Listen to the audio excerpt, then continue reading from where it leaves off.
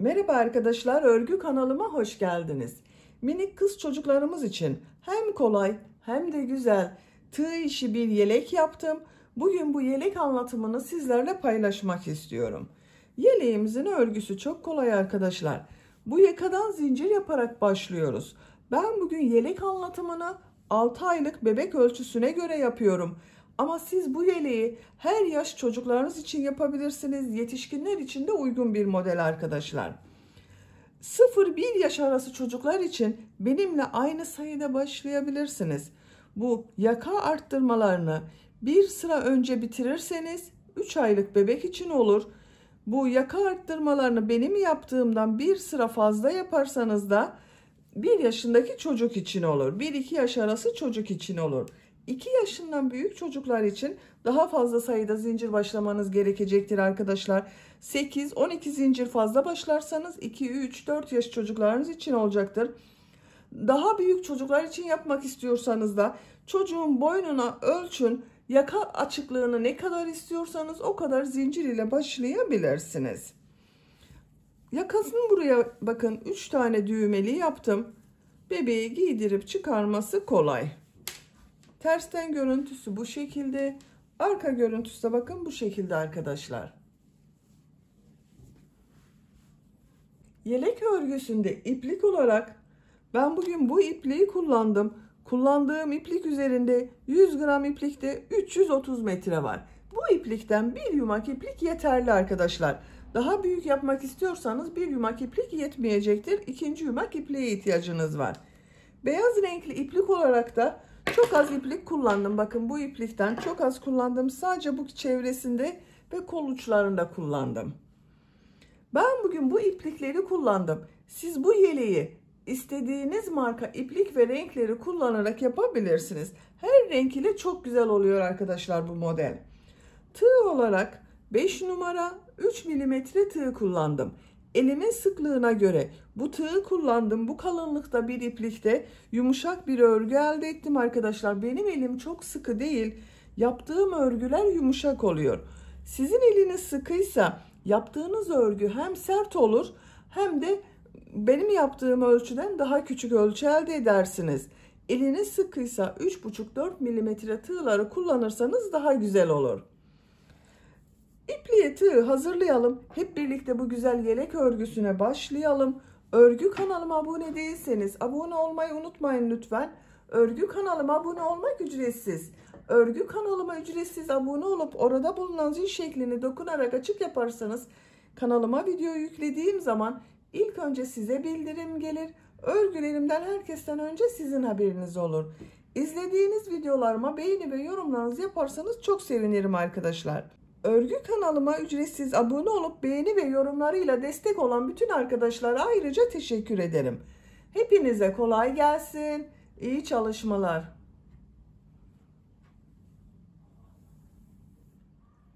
Örgüye yakadan zincir yaparak başlıyoruz. İlk ilmeği ben bu şekilde yapıyorum.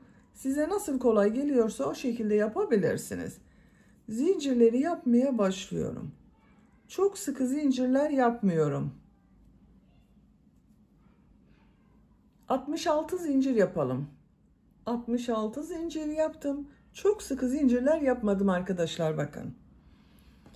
Bu 66 zincirin kaç santimetre olduğunu ölçüyorum.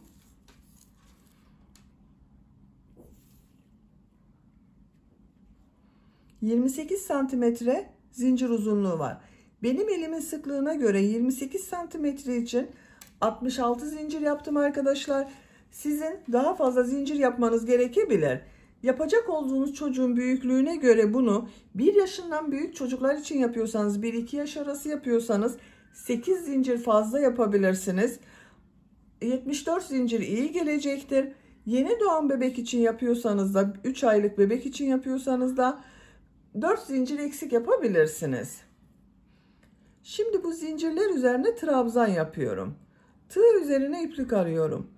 3 ilmek atlıyorum. 1, 2, 3, 4. ilmeğe trabzan yapıyorum. 2 defa da çıkardığım trabzan.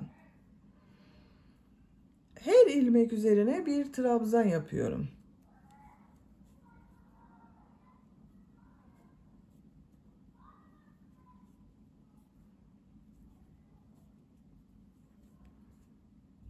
Sıra sonuna kadar devam edelim. Zincirler üzerine trabzan yaparak sıra sonuna kadar tamamladım. Bir sıra trabzan sırası elde ettim arkadaşlar. Bu sıra başında 3 ilmek atlayarak yaptığım trabzan ile birlikte 63 trabzan var bir sıra üzerinde. İkinci sıradayım. Bir zincir yapıyorum, örgüyü çeviriyorum. Bu sırada 3 tek bir çift, 3 tek bir çift trabzan yaparak arttırma yapıyorum. İlk ilmek üzerine trabzan yapıyorum. 2 ilmeğe daha trabzan yapıyorum.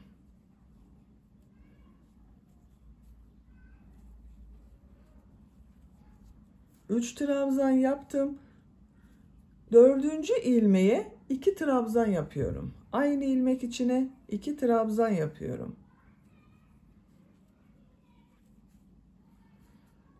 3 ilmeğe 1 trabzan yapıyorum.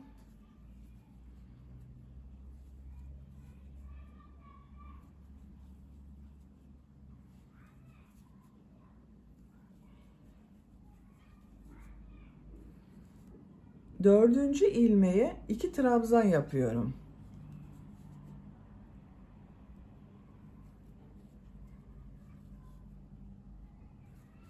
Üç ilmeğe bir trabzan yapıyorum.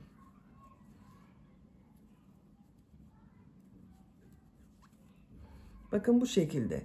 3 tek bir çift, 3 tek bir çift trabzan yapıyoruz. Sıra sonuna kadar devam edelim. Sıra sonuna kadar tamamladım. Bu sırada 3 tek bir çift trabzanlar yaptım. Sıra sonunda yine bakın arttırmadan sonra 3 trabzan yaptım. Kaç arttırma yaptığımı sayıyorum. 1, 2, 3, 4, 5, 6, 7, 8, 9, 10, 11, 12, 13, 14, 15 arttırma yaptım. Bu bir sıra üzerinde 78 trabzan var arkadaşlar. Şimdi model sırasını yapıyorum. Bir zincir yapıyorum. Örgüyü çeviriyorum. Üçüncü sıradayım. Bu üçüncü sırada arttırma yapmıyorum. Sadece modelleri yapıyoruz. 2 ilmeğe trabzan yapıyorum. Model çok kolay. Bakın tığ üzerine iplik alıyorum. Bir ilmek atlıyorum. İkinci ilmeğe trabzan yapıyorum. Tekrar tığ üzerine iplik alıyorum. Atlama yaptığım bu ilmeğe dönerek trabzan yapıyorum. Bir ilmek atlıyorum. Trabzan yapıyorum. Atlama yaptığım ilmeğe dönerek trabzan yapıyorum.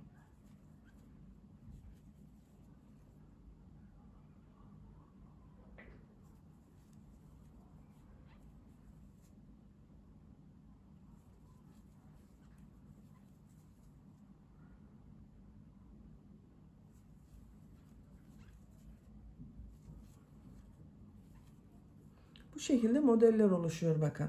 Sıra sonuna kadar devam edelim. Modelleri sıra sonuna kadar yaptım.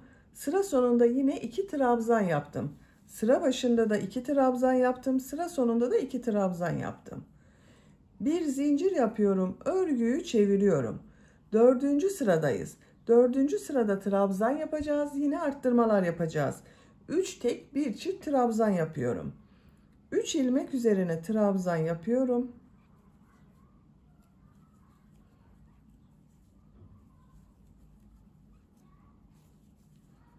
Dördüncü ilmeğe 2 trabzan yapıyorum. 3 ilmeğe 1 trabzan yapıyorum. 3 trabzan yapıyorum arkadaşlar.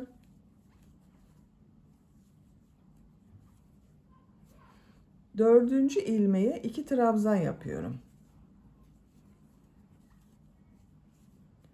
3 tek bir çift trabzan yaparak sıra sonuna kadar devam edelim. Sıra sonuna kadar 3 tek bir çift trabzan yaptım.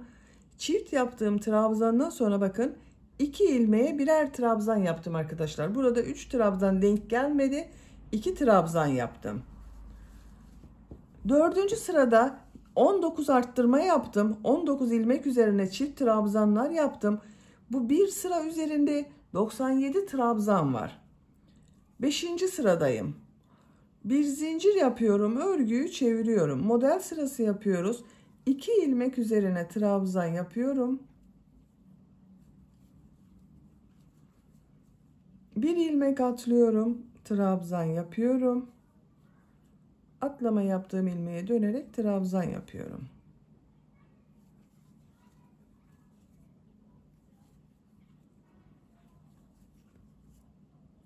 Sıra sonuna kadar devam edelim. Sıra sonuna kadar modelleri yaptım. Sıra sonunda 3 ilmek var.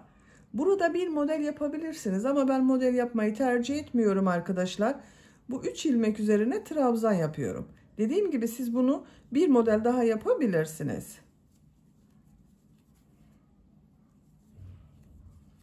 Bakın 3 trabzan yaptım. Bu sırada modelleri yaptık. Hiç arttırma yapmadım. 6. sıradayım. Bir zincir yapıyorum. Örgüyü çeviriyorum. 3 ilmek üzerine trabzan yapıyorum. Arttırma sırasındayız arkadaşlar.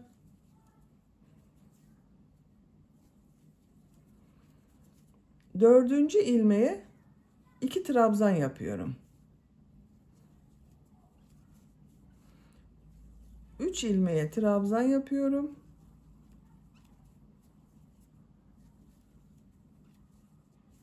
Dördüncü ilmeğe 2 trabzan yapıyorum. Aynı şekilde yine 3 tek bir çift trabzan yapıyoruz. Sıra sonuna kadar devam edelim. Sıra sonuna kadar tamamladım. Sıra sonunda bakın bu arttırmadan sonra 1, 2, 3, 4, 5 trabzan yaptım.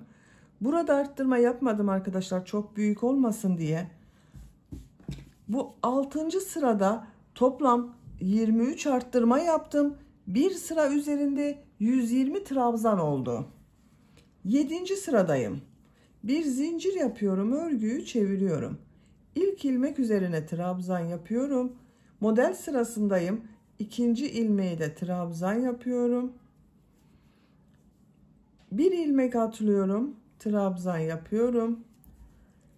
Atlama yaptığım ilmeğe dönerek trabzan yapıyorum.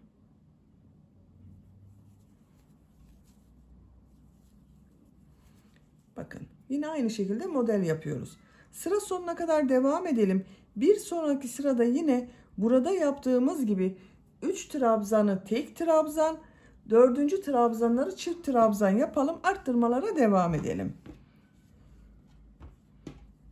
Yakanın görüntüsü bakın bu şekilde arkadaşlar. Bu yaka arttırmaları bu 2 sıranın tekrarıyla olacak. Bir sırada trabzan sırası yapacağız. Trabzan sırasını yaparken bir çift 3 tek, bir çift 3 tek trabzan yapacağız. Bir sonraki sırada model sırası yapıyoruz. Model sırasında arttırma yapmıyoruz arkadaşlar, unutmayalım. Yapacak olduğunuz çocuğun büyüklüğüne göre bu yaka örgüsüne devam edelim. Yaka örgüsünü arttırmalar yaparak yapacağım ölçüye göre tamamladım. Kaç sıra yaptığımı sayıyorum. 1, 2, 3, 4, 5, 6, 7, 8, 9, 10, 11. 11. model sırasında bakın bitirdim arkadaşlar. Benim yapacağım ölçü için bu yeterli. Siz bunu 1 yaş çocuk için yapıyorsanız bir sıra daha arttırma sırası ve model sırası yapabilirsiniz.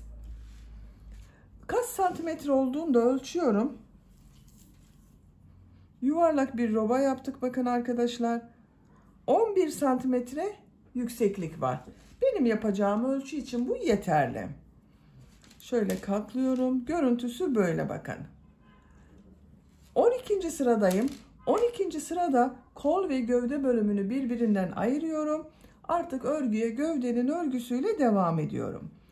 Bu 11. sırada benim arkadaşlar bir sıra üzerinde 186 trabzan var. Sizin kaç trabzan varsa ortaya bir işaret yapın. Bakın şu şekilde katlayabilirsiniz de ama iki taraf eşit olursa daha iyi olur. Bakın. Bu son sırada kaç trabzan varsa sayın, ortaya bir işaret yaparsanız burası arka orta olacak. Ön bölüm için 24 trabzan yaptım bakın. 2, 4, 6, 8, 10, 12, 14, 16, 18, 20, 22, 24. Ön bölüme 24 trabzan yaptım. Arka bölüme de 24 trabzan yapacağız arkadaşlar.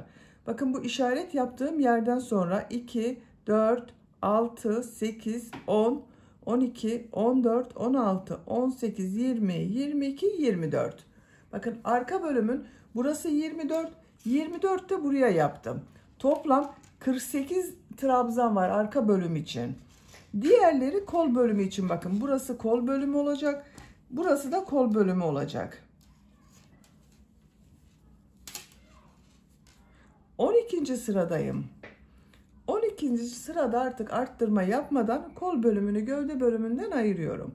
Bir zincir yapıyorum. Örgüyü çeviriyorum. Trabzan sırası yapıyorum. Her ilmek üzerine bir trabzan yapıyorum.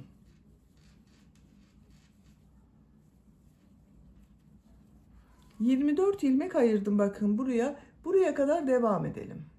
Ön bölüm için 24 trabzan yaptım. 2, 4, 6, 8, 10, 12, 14, 16, 18, 20, 22, 24. Tığ üzerine iplik alıyorum. Kol için ayırdığım bakın bütün ilmekleri atlıyorum. Bu işaret yaptığım ilmeğe trabzan yapıyorum.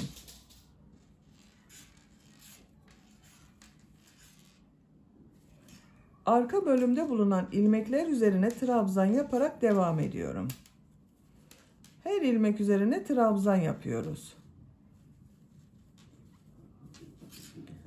Bu kol için işaret yaptığım bu ilmeğe kadar trabzan yaparak devam edelim. Arka bölüm için 48 trabzan yaptım. Tığ üzerine iplik alıyorum. Bu kolda ayırdığım ilmekleri bakın atlıyorum. Diğer ön bölüm için bu ilk ilmek üzerine trabzan yapıyorum. Diğer ilmeklere trabzan yaparak devam ediyorum.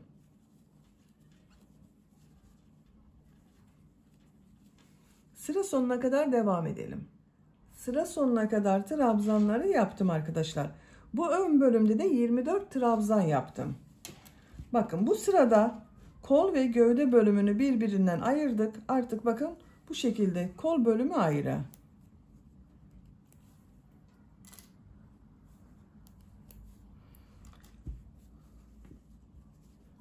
Gördüğünüz gibi bu şekilde oldu arkadaşlar. 13. sıradayım. 13. sırada artık gövde bölümünün modellerini yerleştirmeye başlıyorum. Bir zincir yapıyorum. Örgüyü çeviriyorum. 2 trabzan yapıyorum.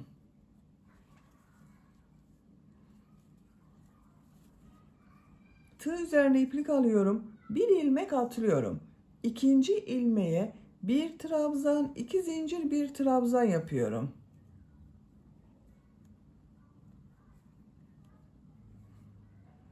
V şekli yapıyoruz bakın. Bir trabzan, 2 zincir, bir trabzan yaptım. V şekli oldu. Tığ üzerine iplik alıyorum. Bir ilmek atlıyorum. Bir trabzan, 2 zincir, bir trabzan yapıyorum.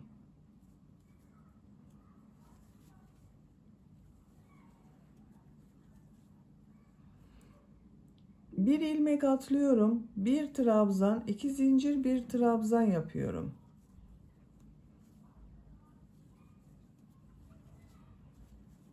Bir ilmek atlıyorum. Bir trabzan, 2 zincir, bir trabzan yapıyorum.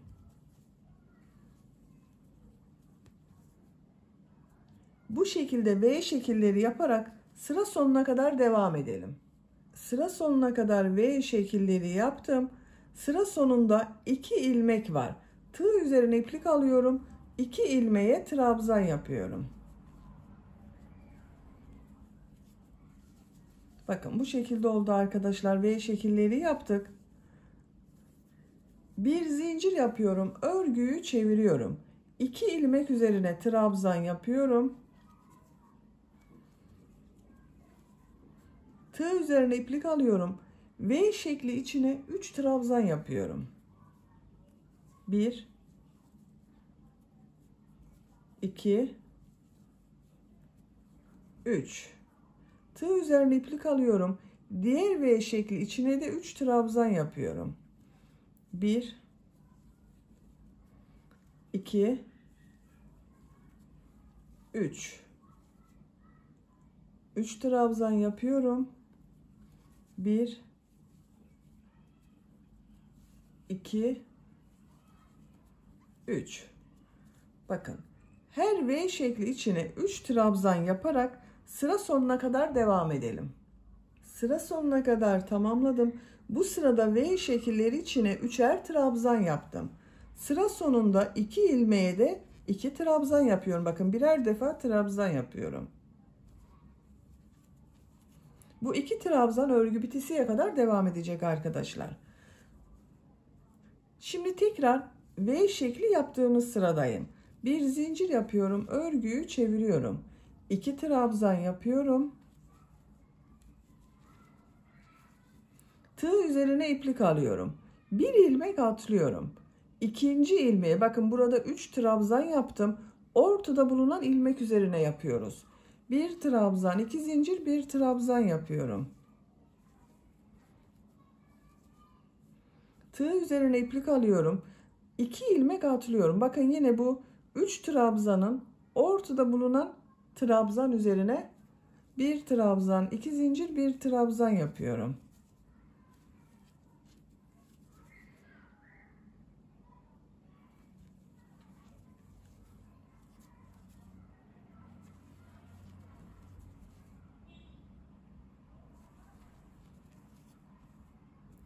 Sıra sonuna kadar devam edelim. V şekilleri yaparak sıra sonuna kadar tamamladım. Sıra sonunda 2 ilmeğe yine trabzan yaptım. Bir zincir yapıyorum, örgüyü çeviriyorum. 2 ilmek üzerine trabzan yapıyorum. V şekli içine 3 trabzan yapıyorum.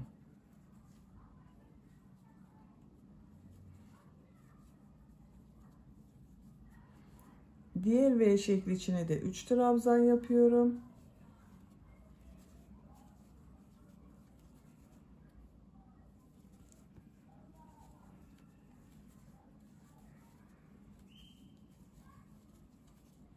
Bakın, bu şekilde arkadaşlar. Bir sonraki sırada yine V şekli yapacağız. Gövde bölümünün örgüsü bu şekilde devam edecek.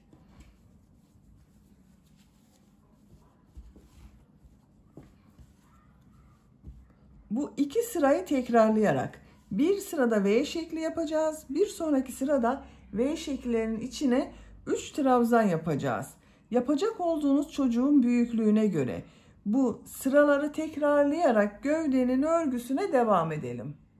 Gövde bölümün örgüsünü bu iki sırayı tekrarlayarak 7 model sırası yaptım. 1, 2, 3, 4, 5, 6, 7. 8. model sırasında V şekli yaptığım sırada bitirdim arkadaşlar. Santimetre olarak yüksekliğini ölçüyorum. Kol altının buradan 17 santimetre yükseklik var. Benim yapacağım ölçü için bu yükseklik yeterli. Siz biraz uzun istiyorsanız bir sıra daha model sırası yapabilirsiniz. 8 sırayı tamamlayıp 9. model sırasında V şeklinde bitirebilirsiniz. Şimdi son sırayı yapacağız. Pembe renkli ipliği kesiyorum.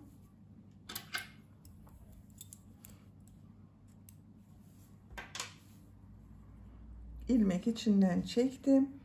Beyaz renkli iplik ile son sırada model sırası yapıyorum yine arkadaşlar. Bu ilmekten beyaz renkli iplik ile bir ilmek yapıyorum. Bir zincir yapıyorum, sık iğne yapıyorum. Bir zincir yapıyorum, tığ üzerine iplik alıyorum. İlk V şekli içine 6 trabzan yapıyorum.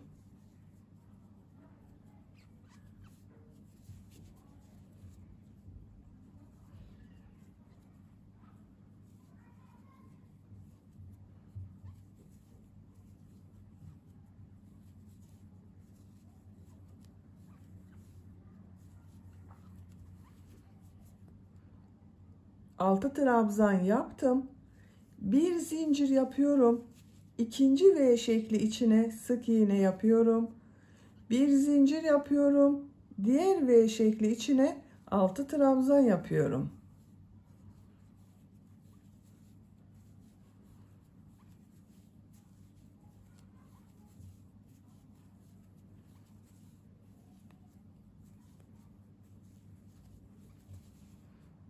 Altı trabzan yaptım. Bir zincir yapıyorum. V şekli içine sık iğne yapıyorum. Bu şekilde oluyor arkadaşlar. Sıra sonuna kadar devam edelim. Sıra sonuna kadar modelleri yaptım. Son ilmeğe sık iğne yapıyorum. Bakın arkadaşlar, bu şekilde oldu. Çok güzel oldu.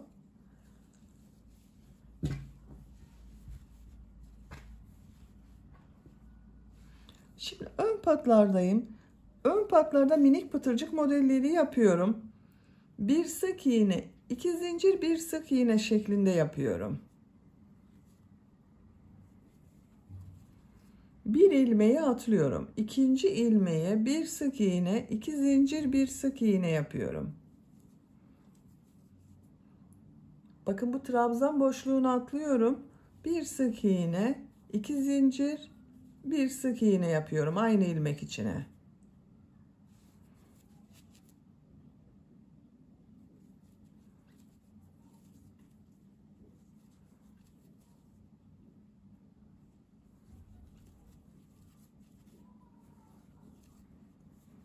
Bu şekilde pıtırcık modelleri yapıyoruz.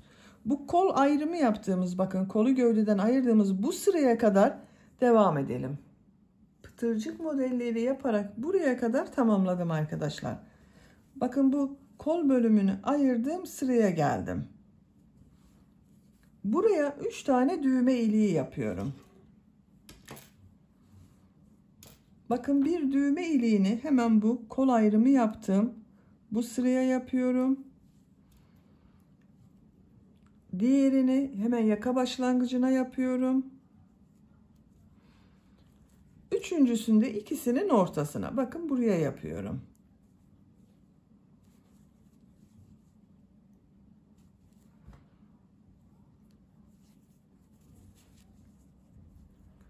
Bu trabzan boşluğunu atlıyorum.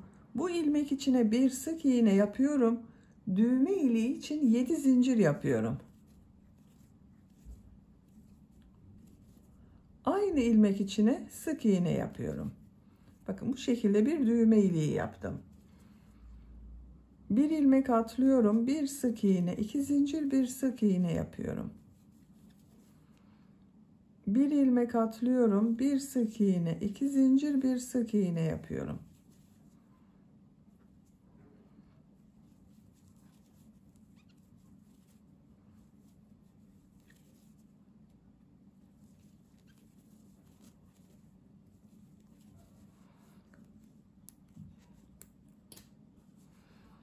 Düğme iliği yapmak için bir sık iğne yapıyorum.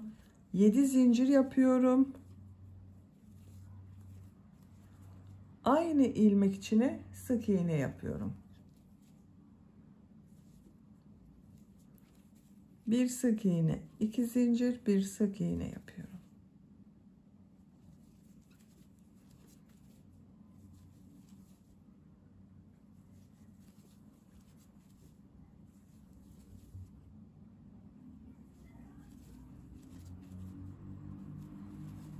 Bakın, bu düğme ilikleri arasında 1, 2, 3, 4 pıtırcık yaptım. Burada da 4 pıtırcık yaptım. 1, 2, 3, 4. Bir ilmeği atlıyorum. Bir sık iğne yapıyorum. Düğme iliği için 7 zincir yapıyorum. Sık iğne yapıyorum. Bu ilmeğe sık iğne yapıyorum. Bakın, ön patı yaptık. 3 tane düğme iliği yaptım buraya da.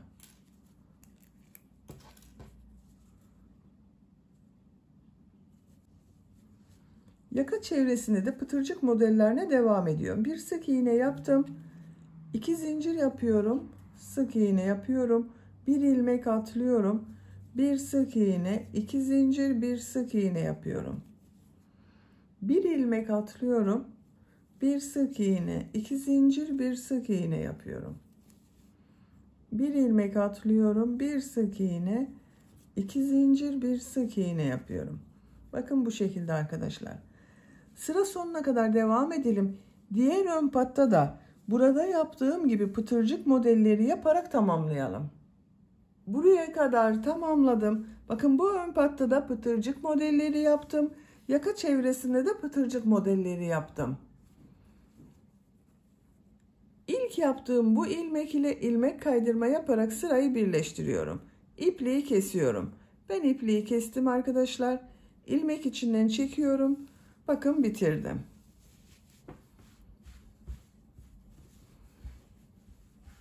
Bakın çok güzel oldu. Kol örgüsünde yapalım. Kol örgüsünün birisini ben hazırladım. Bakın bu şekilde. Burada yaptığım modelleri kolda yaptım. Diğer kol örgüsünü sizinle yapalım. Yine beyaz renkli iplik kullanıyorum.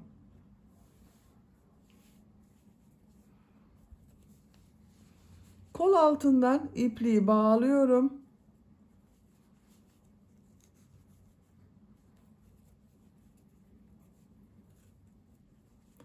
Buradan bir ilmek yapıyorum. Tığ üzerine iplik alıyorum. Bakın burada kol için ayırdığım ilmeklerden bir ilmek atlıyorum. İkinci ilmeğe trabzan yapıyorum. 6 trabzan yapıyorum. 2 3 4 5 6. Bir ilmek atlıyorum. İkinci ilmeğe sık iğne yapıyorum. Tığ üzerine iplik alıyorum. Bir ilmek atlıyorum. İkinci ilmeğe 6 trabzan yapıyorum.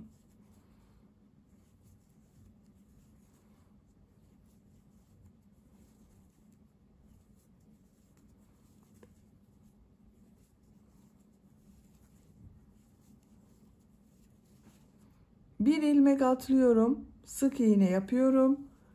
Bir ilmek atlıyorum. 6 trabzan yapıyorum. Bakın bu şekilde oluyor. Sıra sonuna kadar devam edelim. Sıra sonuna kadar modelleri yaptım. Kol altında yaptığım bakın bu ilmek ile ilmek kaydırma yaparak sırayı birleştiriyorum. İpliği kesiyorum.